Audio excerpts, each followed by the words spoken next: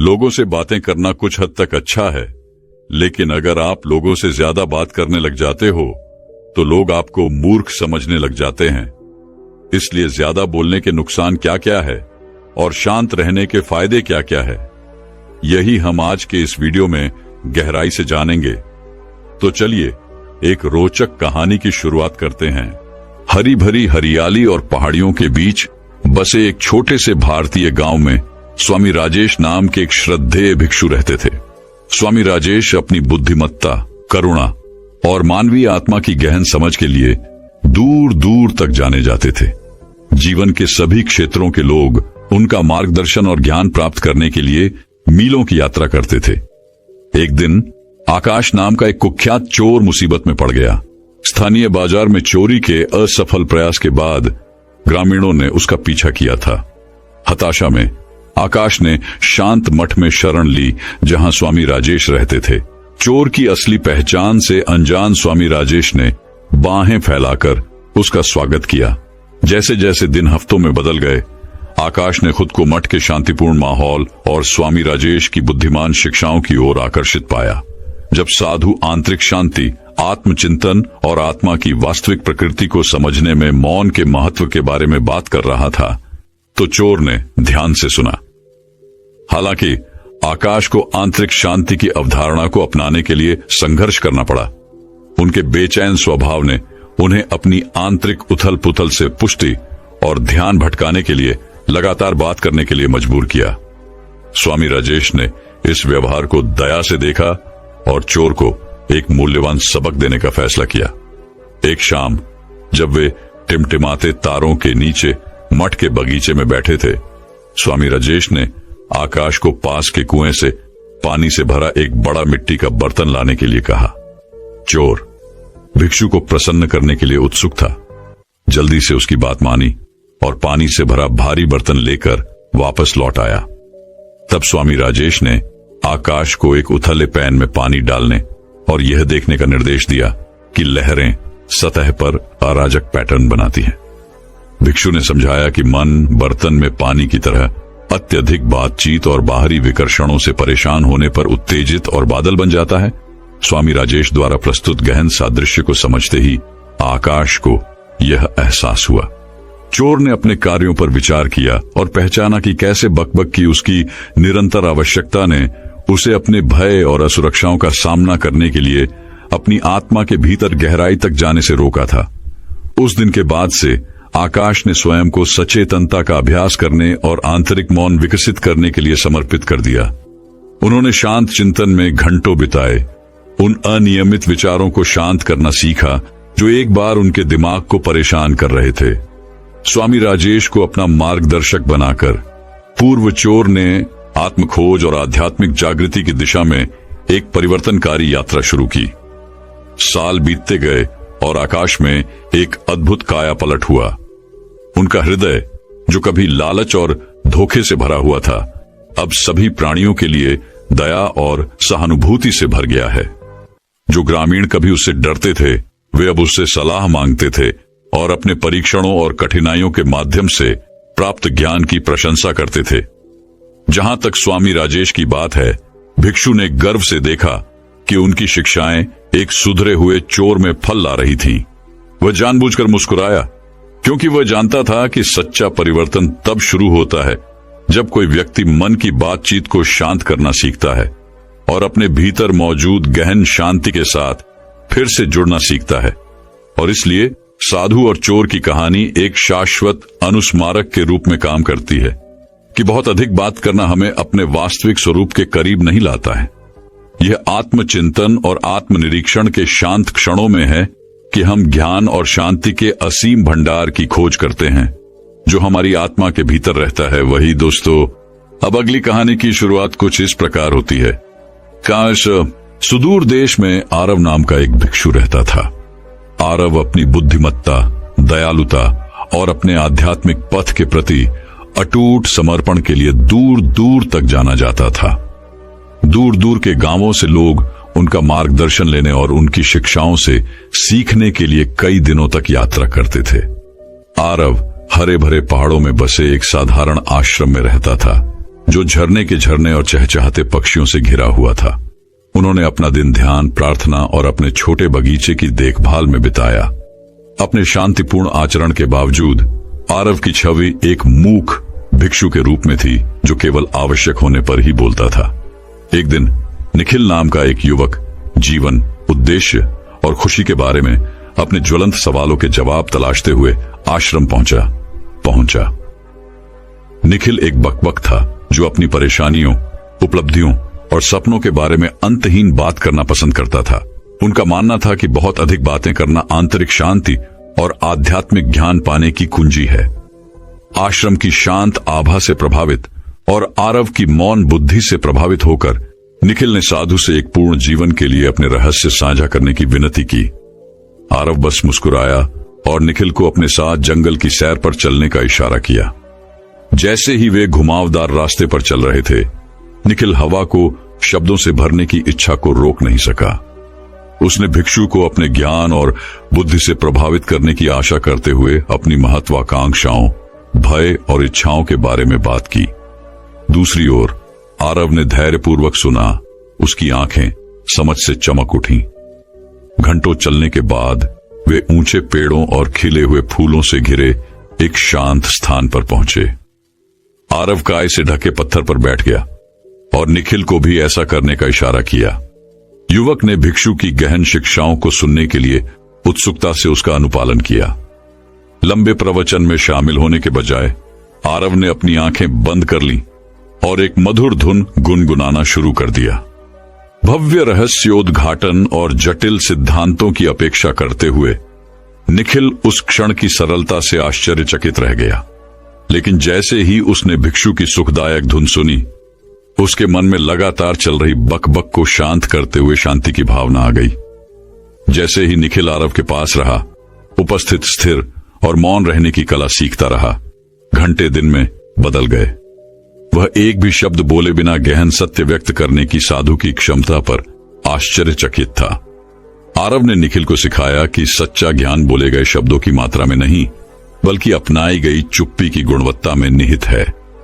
ध्यान, चिंतन और आत्मनिरीक्षण के माध्यम से निखिल ने उन उत्तरों को खोजना शुरू कर दिया जिनकी वह हमेशा से तलाश कर रहा था। उसे एहसास हुआ कि बहुत अधिक बातें करना उसकी आंतरिक उथल पुथल और भय का सामना करने से बचने का एक तरीका था। आश्रम की शांति में उन्हें अपने संदेहों और असुरक्षाओं का सामना करने का साहस मिला, जिससे उन्हें आत्म जागरूकता के प्रकाश में घुलने का मौका मिला। महीने बीत गए और निखिल का परिवर्तन किसी चमत्कार से कम नहीं था। उनका एक बार बेचैन मन ब्रह्मांड की सुंदरता को प्रतिबिंबित करने वाली एक शांत झील बन गया था। जो लोग उन्हें पहले से जानते थे, वे उनकी नई शांति और समझ की गहराई से आश्चर्यचकित थे। एक दिन जब आरव और निखिल तारों से जगमगाते आकाश के नीचे बैठे थे, तो युवक ने अपने दिल की बात कही।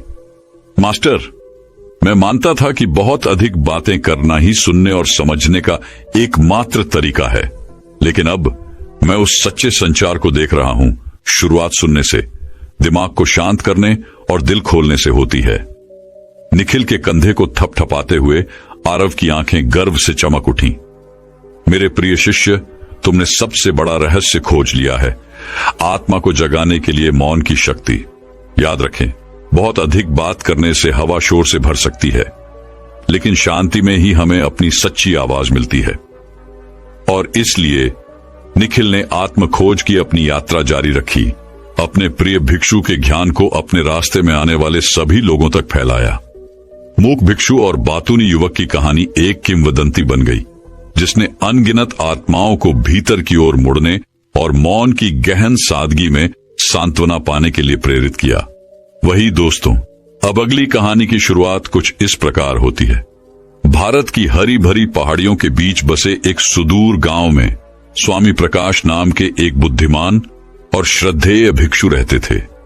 वह अपने गहन ज्ञान, शांत आचरण और अपनी आध्यात्मिक साधना के प्रति अटूट समर्पण के लिए दूर दूर तक जाने जाते थे। जीवन के सभी क्षेत्रों के लोग उनका मार्गदर्शन और ज्ञान प्राप्त करने के लिए मीलों की यात्रा करते थे। एक दिन अर्जुन नाम का एक युवक, जो अपनी लगातार बात करने और घमंडी स्वभाव के लिए जाना जाता था, उस मठ में पहुंचा जहां स्वामी प्रकाश रहते थे। अर्जुन जोरदार तेज तर्रार था और ऐसा लगता था कि वह दुनिया की हर चीज पर एक राय रखता था। उनका मानना था कि बहुत अधिक बातचीत करने से दुनिया को उनका ज्ञान और बुद्धिमत्ता प्रदर्शित होती है। भिक्षु की शिक्षाओं के बारे में उत्सुक अर्जुन ने स्वामी प्रकाश से मुलाकात की। बुद्धिमान साधु ने हल्की मुस्कान के साथ उसका स्वागत किया और उसे मठ के बगीचे में शांत तालाब के पास बैठने के लिए आमंत्रित किया। जैसे ही वे एक साथ बैठे, प्रकृति की सहानुभूति से घिरे, स्वामी प्रकाश ने बोलना शुरू किया। अर्जुन, कल्पना करो कि तुम्हारा मन इस तालाब की तरह है, शांत और चिंतनशील।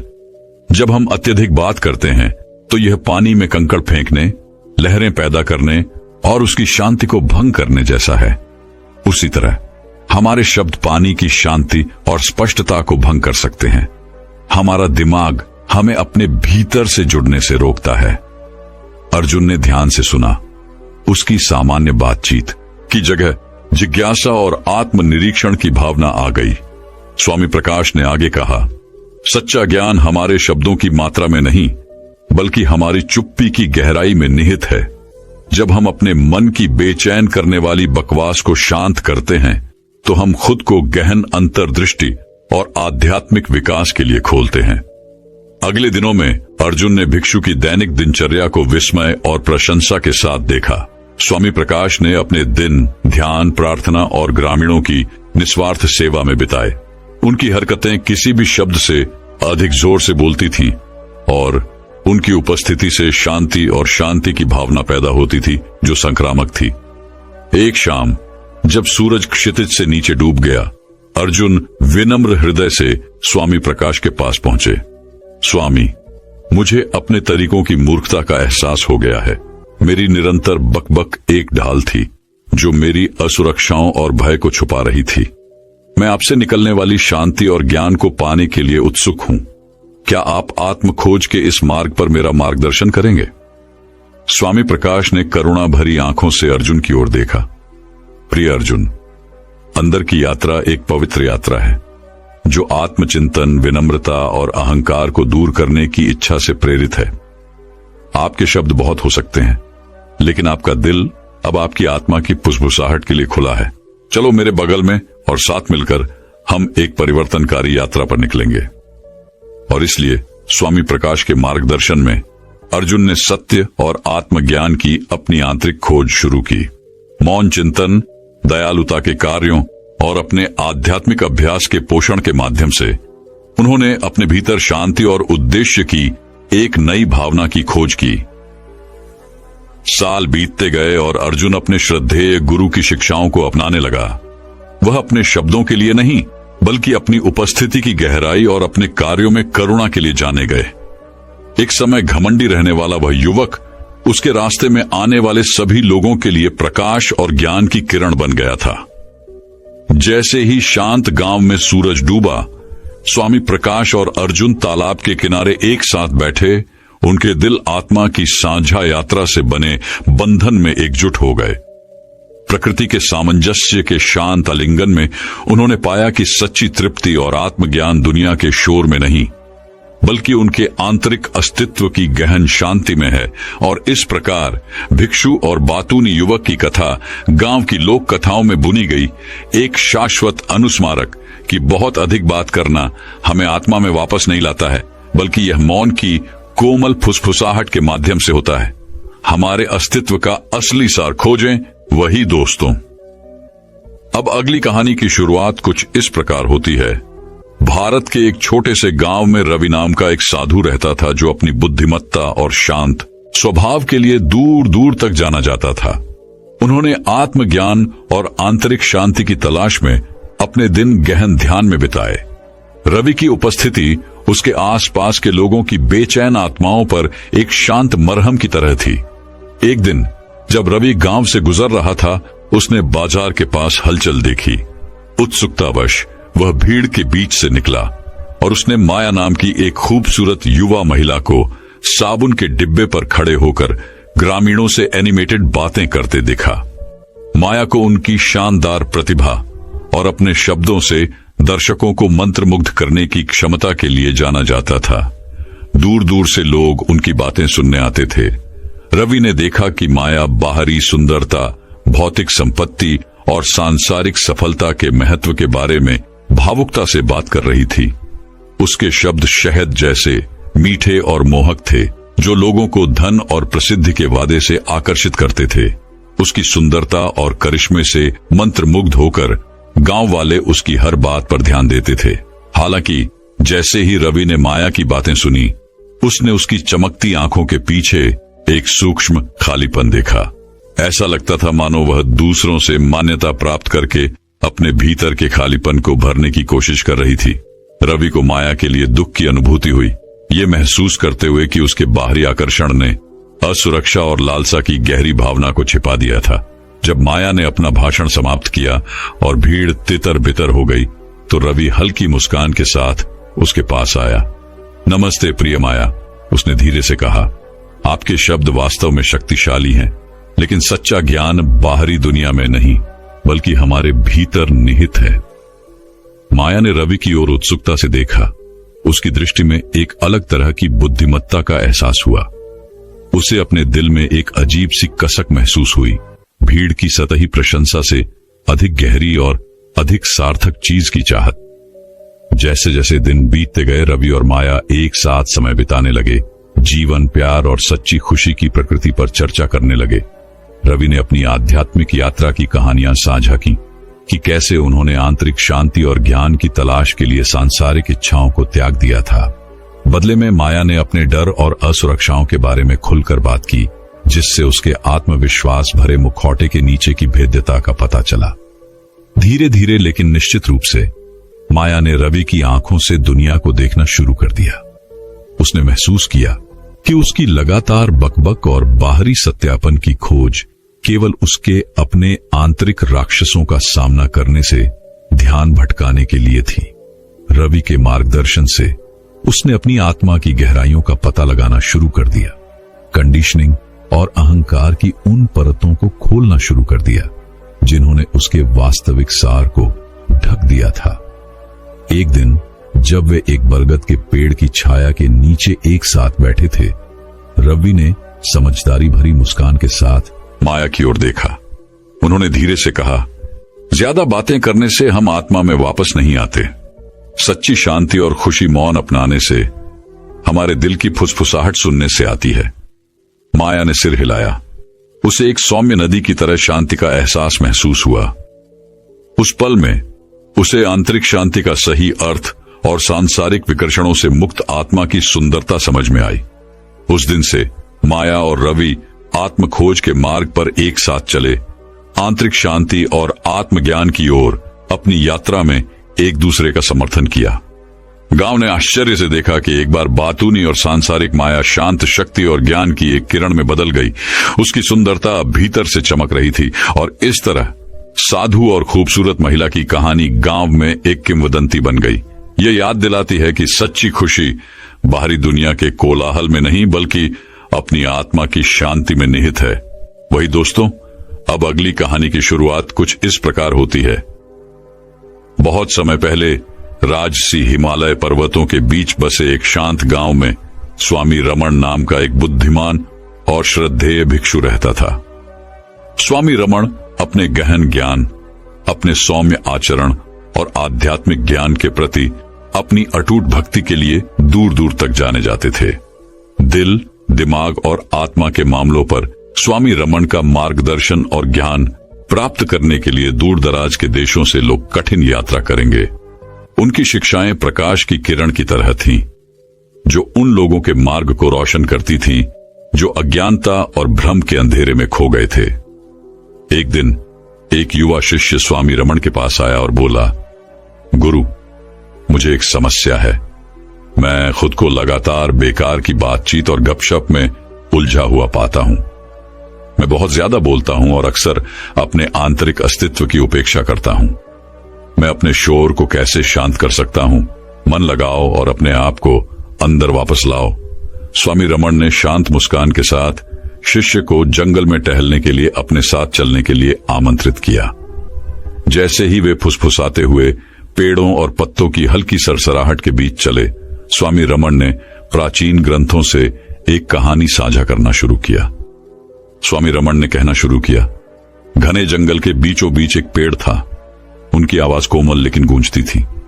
यह पेड़ पूरे देश में सबसे ऊंचा और सबसे राजसी था। इसकी शाखाएं आकाश तक पहुंचती थीं और इसकी जड़ें धरती में गहराई तक फैली हुई थीं। एक दिन पेड़ ने देखा कि जो पक्षी उसकी शाखाओं के बीच गाते थे वे चुप हो गए थे।